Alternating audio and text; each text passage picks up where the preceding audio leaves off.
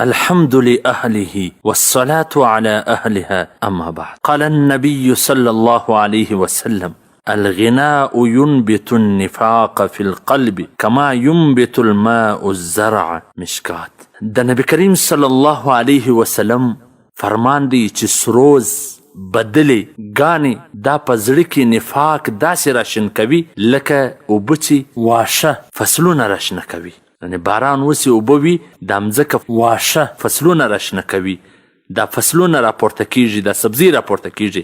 دغسې دا بدلی گانی پزړی کې منافقت راپورته کوي، راشن کوي. نو سروز اوریدل، بدلی اوریدل په شریعت کې ناجایز او حرام دي.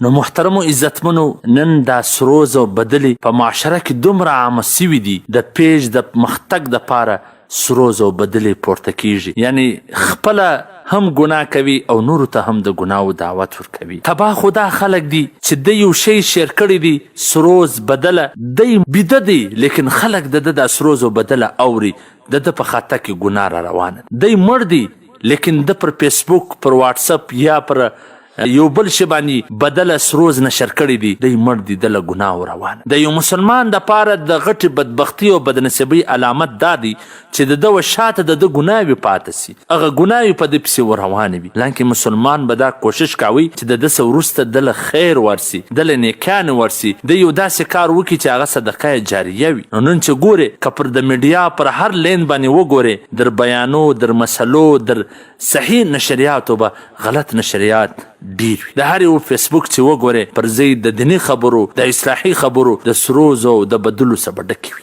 نو دا مسلمانان ولې فکر او سوچ نه کوي چې دوی خپل شاته پر ځای د ثواب بدی پرېږدي، خوندونه نور پراخي او ول ټکول به ودته ورکول کیږي، ګناه به دله راځي. نو اوس را توبه وکاږو، د خپل شانو څخه دغه شان ډیلیټ کو، ختم کو، یو داسې عمل، یو داسې کردار وکړو د معاشرې دپاره چې موږ مړه سو، هغه ثواب، هغه نیکي موږ ته را روانې وي. والسلام.